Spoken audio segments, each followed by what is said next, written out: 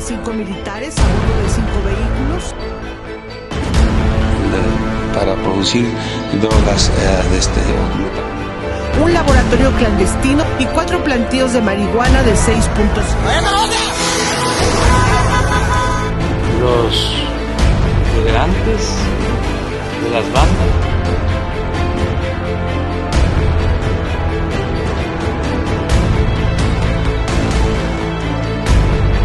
Hace unos días se suscitaron dos cosas que han dado la vuelta al mundo. Se publicó este video donde se ve cómo delincuentes persiguen, intimidan y amenazan al propio ejército, provocando que los militares terminen huyendo. Después, el presidente sale a decir que él cuida a los elementos de las Fuerzas Armadas y también a los delincuentes. Esto ha generado una polémica tremenda que es necesario justamente hoy analizar. Soy Roberto de la Madrid y esto que siempre ha sido suyo, Detrás de la Razón. Comenzamos.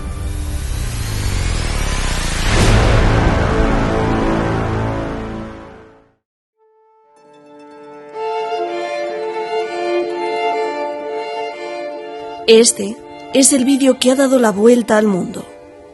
Elementos del Ejército de México son perseguidos por delincuentes. Camionetas llenas de hombres armados gritan, amagan y corren a los soldados. Es de la pequeña ciudad de Nueva Italia, Michoacán. Los soldados huyen, evitan una masacre donde hubiese habido muertos de ambos lados y hasta inocentes en fuego cruzado.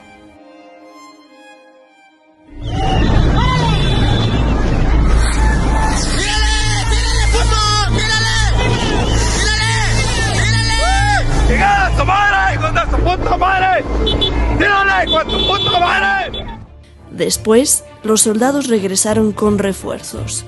500 soldados.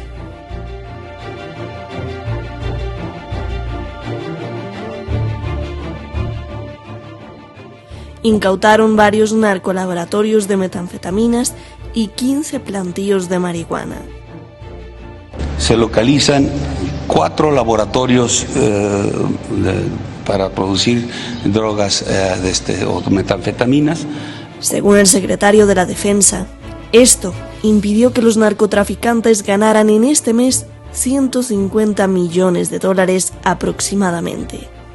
Conclusión: el ejército patrulló, evitó la masacre y dio con los laboratorios.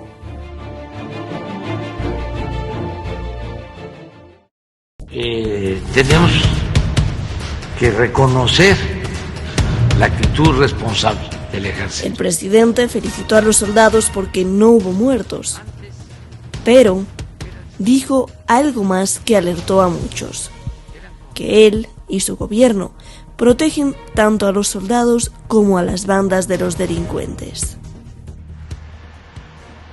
Porque cuidamos a los elementos de las Fuerzas Armadas, de la defensa,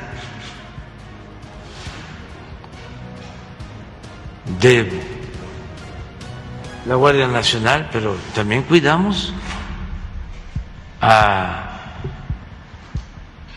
los integrantes de las bandas. Son seres humanos. Y con esto, la gente pregunta si los militares que fueron rodeados y perseguidos, tal como lo dijo el general, huyeron para evitar sangre de ambos lados o huyeron por cuidar a los delincuentes.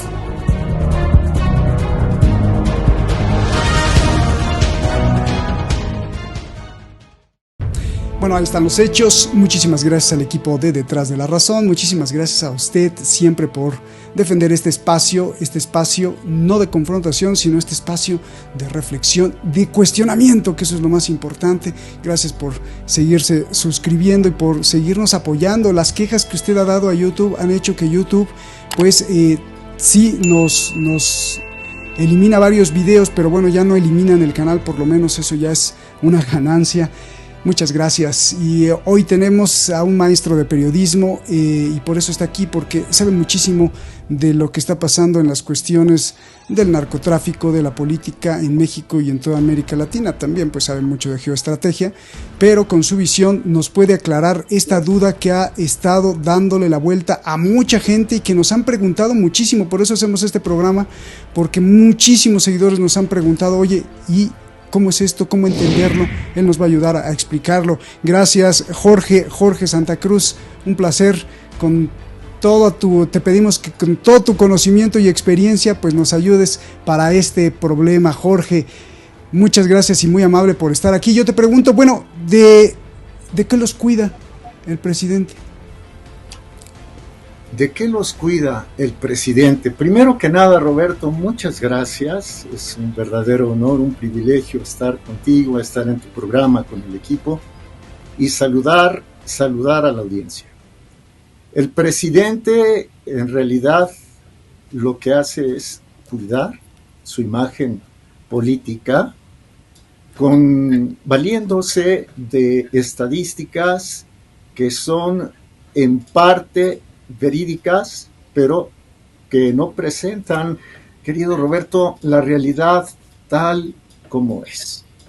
Mira, en su discurso en la mañanera del jueves pasado, del jueves 12 de mayo, y además la fecha la recuerdo muy bien porque fue para mí cierre de semestre y analizamos esto con los alumnos.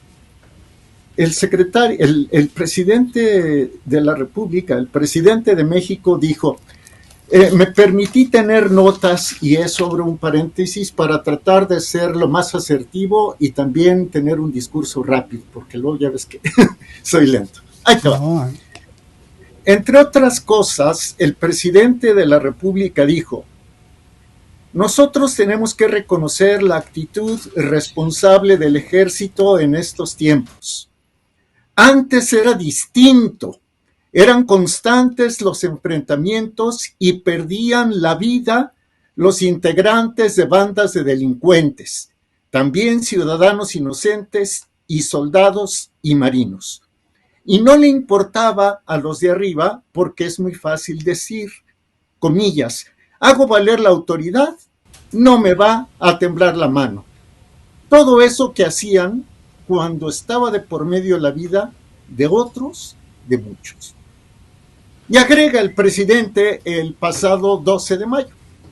Nosotros cambiamos y tanto la Secretaría de la Defensa como la Secretaría de Marina, Guardia Nacional, tienen formación para evitar los enfrentamientos y que se use más la inteligencia que la fuerza. Luego, párrafos más adelante, me permitiré reproducir ese párrafo que ha causado tanta polémica. Antes, bueno, el antes lo pongo yo, tu servidor, les decían a los oficiales del ejército, de la marina, ustedes hagan su trabajo y nosotros nos hacemos cargo de los derechos humanos. Eso cambió, además, porque cuidamos a los elementos de las Fuerzas Armadas, de la Defensa, de la Guardia Nacional, pero también cuidamos a los integrantes de las bandas. Son seres humanos. Y remata el presidente. Esta es una política distinta, completamente distinta. Por eso lo de ayer, lo de la caravana de soldados que fue perseguida en Nueva Italia, que muchos celebraban de que era el mundo al revés, pues para mí fue una actitud responsable. Bien, a ver, querido Roberto, gentiles amigos de la audiencia. Primero, es absolutamente válido que las Fuerzas Armadas eviten enfrentamientos. La estrategia consiste en que los elementos militares lleven a cabo planes y los ejecuten para facilitar el cumplimiento de la misión. Eso es la estrategia. Pero la táctica consiste en evitar que los adversarios se salgan con la suya. Entonces, lo que hicieron los elementos del ejército en Nueva Italia fue un movimiento táctico. Después, esas fuerzas fueron reforzadas, llegaron, dijo el presidente, entre 300 y 400, está la versión de que fueron 500, y finalmente impusieron, voy a ponerlo entre comillas, citando el nombre de un programa de televisión, impusieron la ley y el orden en ese momento y en esa zona. Lo que el presidente quiere, Roberto, desde mi muy particular punto de vista, es mantener esa imagen de humanista que preserva la paz en el país y de que los tiempos ya cambiaron. Sin embargo, a reserva de lo que tú me preguntes, te diré que las cifras, los datos duros, demuestran que el presidente de México miente, Roberto. Bien. A ver, el hecho de las Fuerzas Armadas y de los soldados, bueno, yo creo que a mucha gente le parece perfecto y correcto, como tú mismo nos lo estás describiendo, porque pues no tendría caso de enfrentar a los delincuentes y agarrarse a balazos, pero esa es una cosa, o sea, la estrategia militar es una cosa, incluso regresaron con refuerzos y incautaron 5 narcolaboratorios y 15 plantíos de marihuana. Eso es una cosa, y yo lo que quiero que nos ayudes a entender tanto lógicamente, o sea, desde el punto de vista lógico, también del punto de vista político, ya nos estás diciendo que quiere conservar esto humanista, desde el punto de vista también legal y también de la responsabilidad.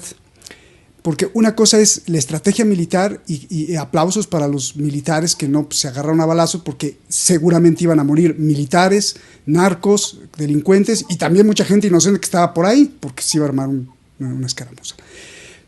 Pero la pregunta es, esos militares, te pregunto, Jorge, ¿esos militares salieron huyendo porque era para que no hubiera sangre y no murieran soldados, no muriera gente civil, y bueno, también delincuentes?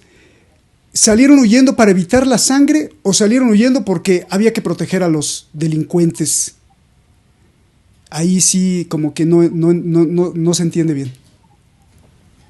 Mira, en realidad tu servidor sabe, y el presidente lo dijo, nosotros cambiamos, y tanto la Secretaría de la Defensa como la Secretaría de Marina, la Guardia Nacional, tienen formación para evitar los enfrentamientos. O sea, los soldados tienen la orden de evitar los enfrentamientos. ¿Y esto a quién beneficia? Evidentemente, desde el punto de vista lógico, esto beneficia a los delincuentes. No sé si recuerdas, querido Roberto, no sé si recuerden, gentiles amigos, escenas de uno de los ataques que sufrió una guarnición del ejército mexicano en Aguililla, Michoacán. Fueron atacados incluso con cohetes, con obuses. Hubo heridos de parte de los soldados. Un servidor subió imágenes sobre eso a las redes y no contestaron porque la orden del presidente es tenerlos atados de manos. ¿Y por qué el presidente? Esa es una apreciación personal. ¿Por qué el presidente quiere tenerlos atados de manos? Porque está empecinado en mantener una imagen pacifista a toda costa, aun y cuando esta estrategia es contraproducente contra la seguridad de las personas en México. Si los soldados, si los marinos, si la Guardia Nacional se ven impedidos de responder, ¿a quién se le deja la iniciativa? A los grupos criminales. Entonces, respondiendo a tu pregunta, que no la rehuiré, lo que pasó en Michoacán, en Nueva Italia, desde mi punto de vista, fue, primero, acatar la orden presidencial de no disparar primero. Número 2, con eso el presidente podría decir, como lo dijo, que la situación ya cambió y que el país está cambiando y que estamos ganando paz. Pero en realidad, Roberto, desde mi muy humilde punto de vista, los soldados llevaron a cabo una operación táctica para evitar ser víctimas del fuego enemigo y dar tiempo a que llegaran los refuerzos. Esta maniobra táctica, sin embargo, no se generaliza. La mayoría de las ocasiones, las Fuerzas Armadas se mantienen impávidas, se mantienen manos atadas. Ok, bien. Ahora, vamos a hacer a un lado la operación militar. Insisto, a mí me parece que con pulcritud el ejército mexicano reaccionó y dijo, pues es mejor irnos, luego regresamos con refuerzos, y eso es indiscutible, eso está muy bien. Digo, porque no hubo muertos, ¿no? También me parece, creo que excelente que haya una política de no retaliación, de no venganza, o sea, de no ley del talión, de te mato, me matas, porque si se enfrentan incluso con todo el derecho un policía o unos soldados a los delincuentes, van a seguir alimentando esta ola de violencia y de odio, y entonces ahora me la debes, y así es un cuento de nunca acabar. O sea, suena muy inteligente y probablemente también sea una estrategia que a largo plazo a lo mejor no se ve ahora, pero de paz. Todo eso vamos a hacerlo a un lado, no lo discutamos. A mí lo que me preocupa es la narrativa. Olvidémonos del hecho de Nueva Italia, Jorge. La narrativa es muy importante porque la narrativa construye realidades y tú mismo lo has denunciado aquí en este programa en otras ocasiones, Jorge. Entonces, el hecho de que el presidente diga protegemos a los elementos de la Guardia Nacional y protegemos también cuidamos a los elementos de las bandas, o sea, los criminales, aquí al canal ha llovido una cantidad de cuestiones así de, a ver, olvídate de lo de Nueva Italia. No supuestamente en la cadena o en la escala o en la pirámide de protección del Estado, pues lo primero que hay que proteger pues es el pueblo, ¿no? Las fuerzas de seguridad, a las mujeres, los niños, ponle tú, o sea, todo. Y no sería el último eslabón que habría que proteger, serían los delincuentes, que es obvio además respetar su vida, pero eso estarían hasta abajo, ¿no? O sea, no podrías ponerlos a la par del cuidado y la protección que tienen o que debe ejercer el Estado sobre una mujer, sobre los niños, sobre la gente civil que trabaja, sobre los arquitectos, los profesores, las amas de casa, los estudiantes y miles de personas que han sido, no sé, violentadas, y también la propia policía, los soldados, y hasta el final, en el último eslabón de la cadena de cuidado de los derechos humanos, bueno, pues ahí están también los delincuentes, que para eso también hay procesos legales en donde, bueno, pues no debe de haber tortura, no debe de haber muerte, no debe de haber sino un proceso, un juicio como todo ser humano.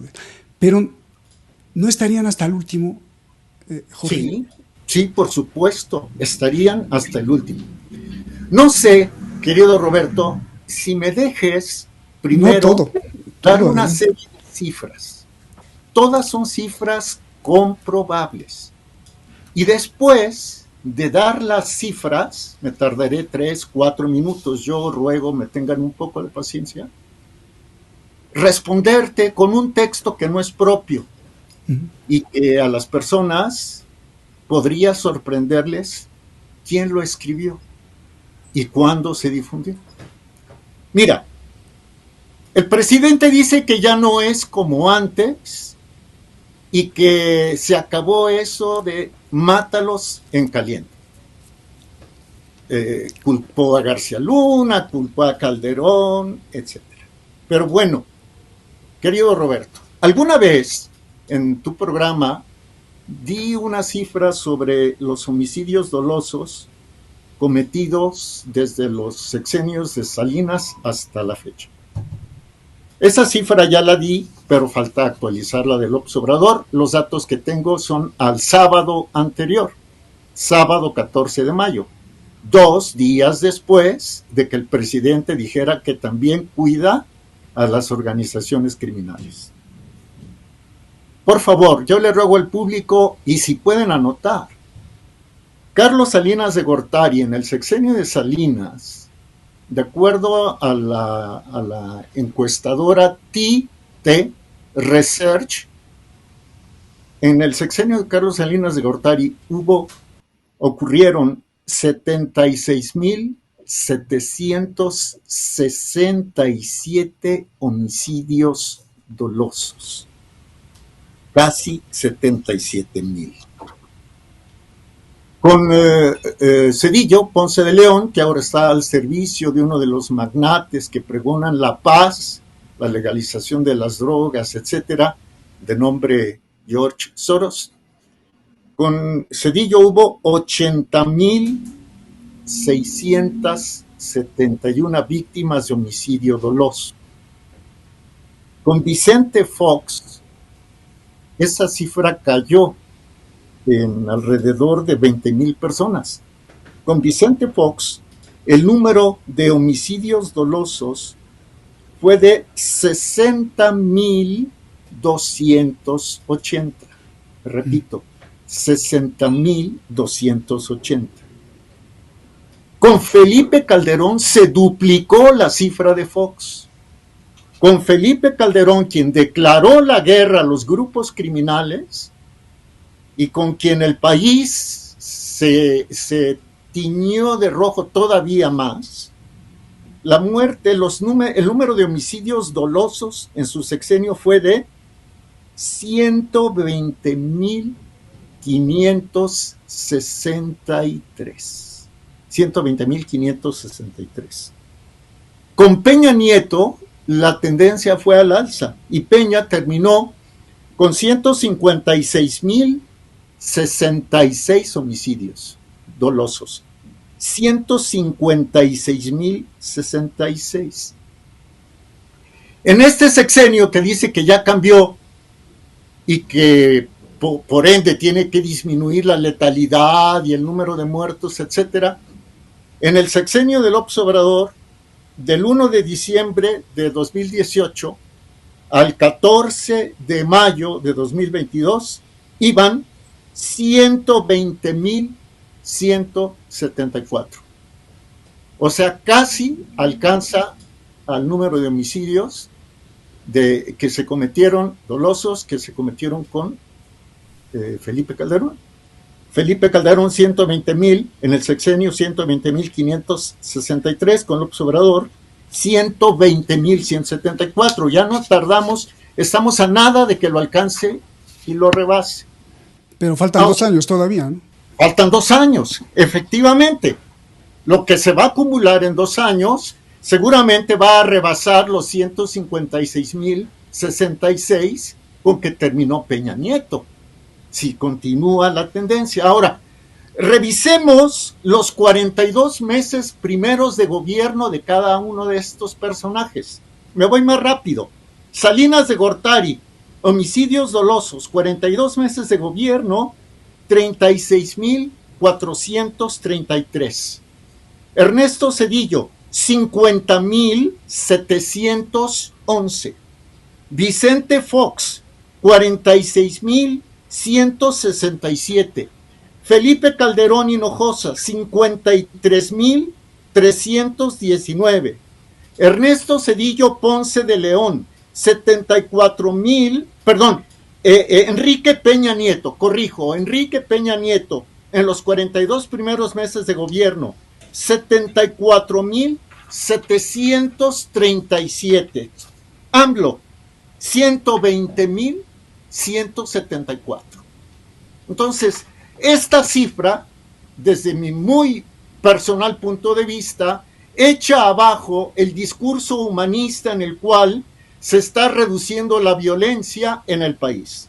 Ahora, los partidarios del régimen suelen recurrir a la estadística de los asesinatos por cada 100,000 habitantes, ¿sí?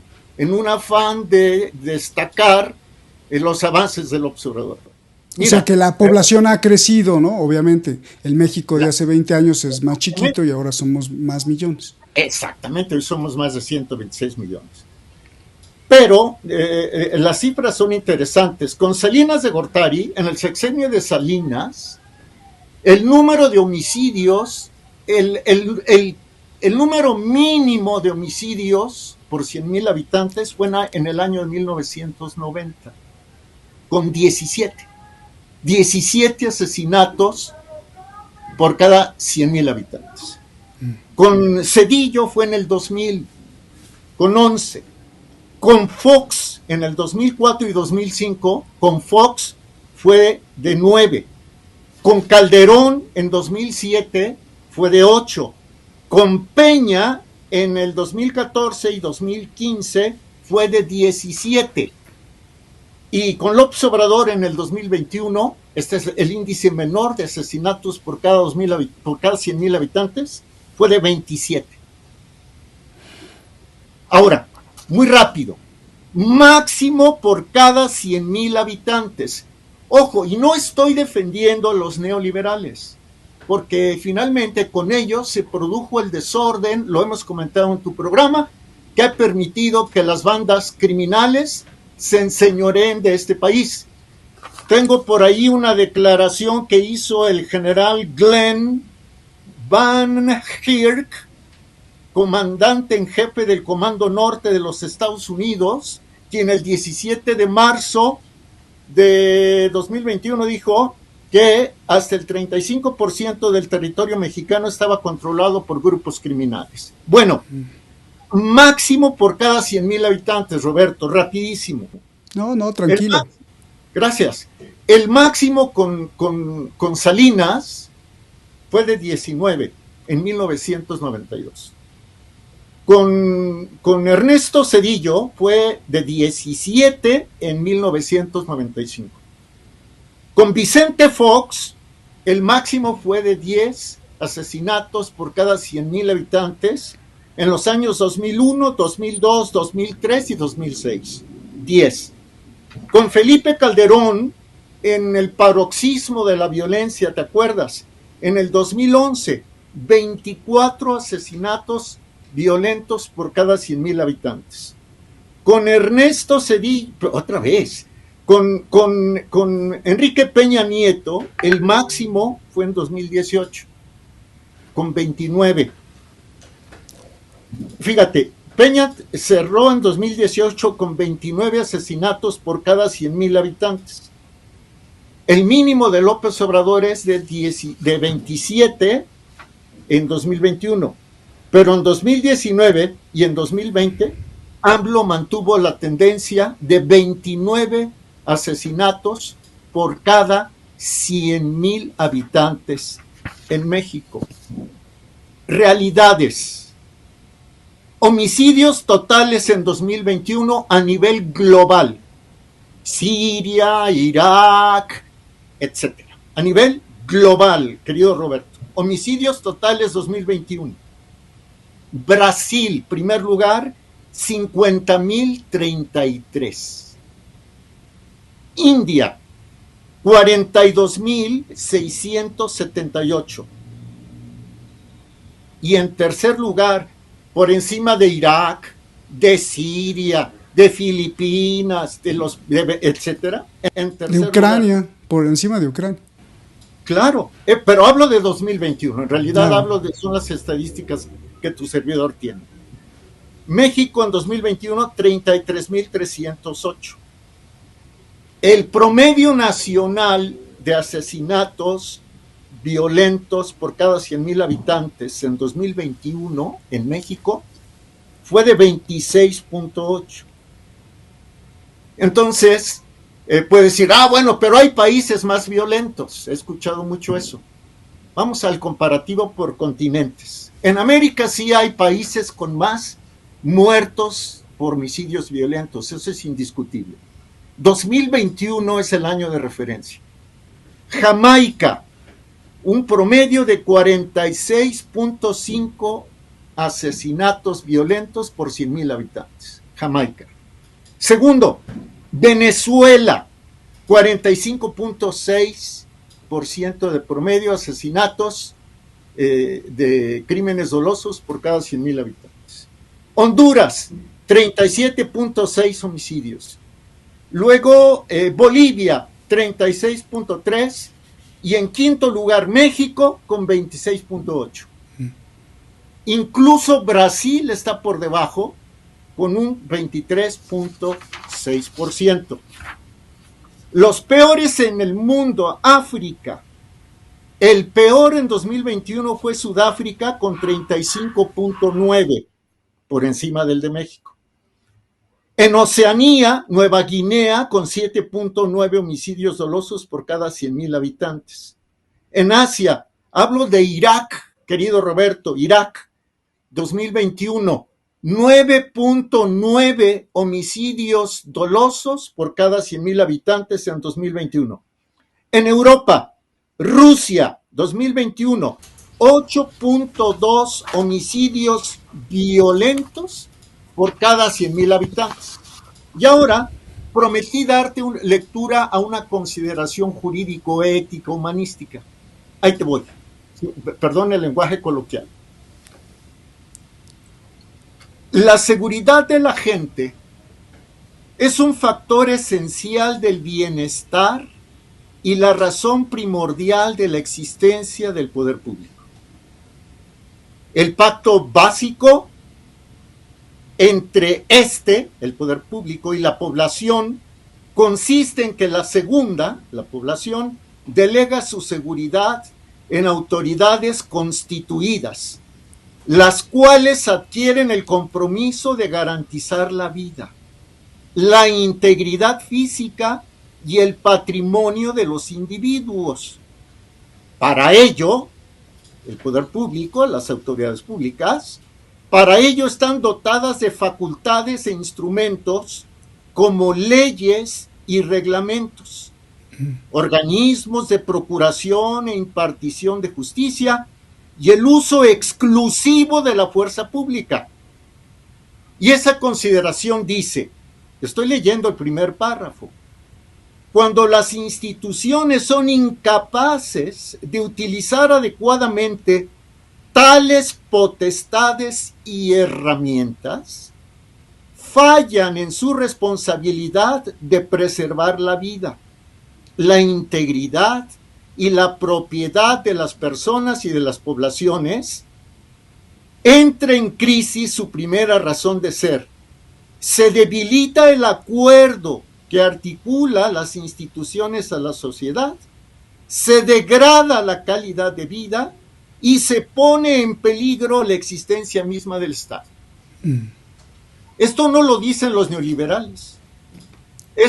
Está en el Plan Nacional de Paz y Seguridad 2018-2024 que presentó el gobierno electo de López Obrador poco antes de tomar posesión en noviembre. En la presentación, esto que te acabo de leer es el primer párrafo, no lo dicen los conservadores. O sea, y esto luego, viene de la 4T. Sí, claro. Ustedes lo pueden buscar como Plan Nacional de Paz y Seguridad 2018-2024. Presentación. Este es el primer párrafo de todo el documento. Son varias decenas de páginas. El segundo párrafo, querido Roberto, dice: las aseveraciones anteriores permiten aquilatar la gravedad de la crisis de seguridad que vive México, no vista desde los tiempos post-revolucionarios. Y dice este documento de la 4T, yo lo tengo en formato de Word, pero está en internet, está disponible como Programa Nacional de Paz y Seguridad 2018-2024. O sea, es como la carta de presentación de López Obrador para estrenar el gobierno. En materia de seguridad, claro. Y luego dice: